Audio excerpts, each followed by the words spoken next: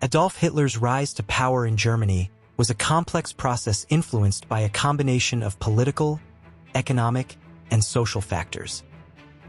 Treaty of Versailles in 1919. Economic instability are some of them. The Weimar Republic, established after the war, faced severe economic challenges, including hyperinflation in the early 1920s and the Great Depression in 1929. These crises led to widespread unemployment and poverty, eroding public confidence in the government. Hitler joined the DAP, a small nationalist and anti-Semitic party, in 1919. He quickly rose to prominence due to his oratory skills and ability to connect with disaffected Germans. In 1920, the DAP was renamed the National Socialist German Workers' Party, NSDAP or Nazi Party.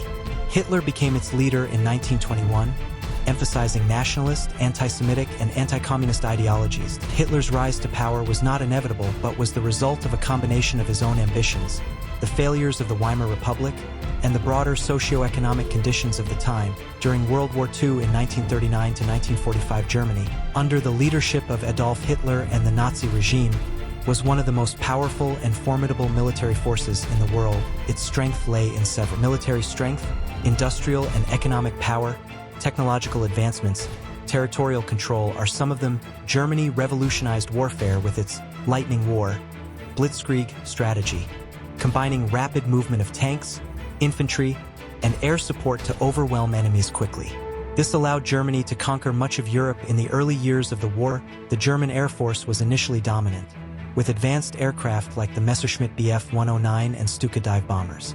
It played a key role in early victories. While smaller than the British Royal Navy, Germany's navy, particularly its U-boats, submarines, posed a significant threat to Allied shipping in the Atlantic. Germany was a leader in military technology, developing advanced weapons such as the V-1 and V-2 rockets. The first ballistic missiles, the V-1 Vergeltungswaffe-1, was an early cruise missile. It had a pulse jet engine which gave it a distinct buzzing sound. First used against London on June 13, 1944. Launched from ramps or aircraft, the V-2 Vergeltungswaffe-2 was the world's first ballistic missile, developed by Wernher von Braun at Piemont. First used against Paris and London in September 1944. Unlike the V-1, it could not be intercepted. Germany was one of the most powerful military forces in history, achieving stunning early victories. However, it failed due to overextension, strategic mistakes, and overwhelming Allied power. On December 18, 1940, Hitler issued Führer Directive 21, an order for the invasion of the Soviet Union. The German military plan called for an advance up to a hypothetical line running from the port of Archangel in northern Russia to the port of Astrakhan on the Caspian Sea, the so-called AA line. This would bring the bulk of the Soviet population and its economic potential under German control. After a 5-week delay while operations in Greece and Yugoslavia were completed, Operation Barbarossa, named after the all-conquering medieval Holy Roman Emperor Frederick I, was launched on June 22, 1941.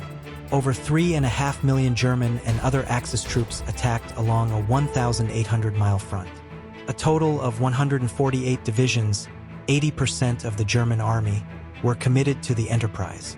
17 panzer divisions, formed into 4 panzer groups, formed the vanguard with 3,400 tanks. They were supported by 2,700 aircraft of the Luftwaffe.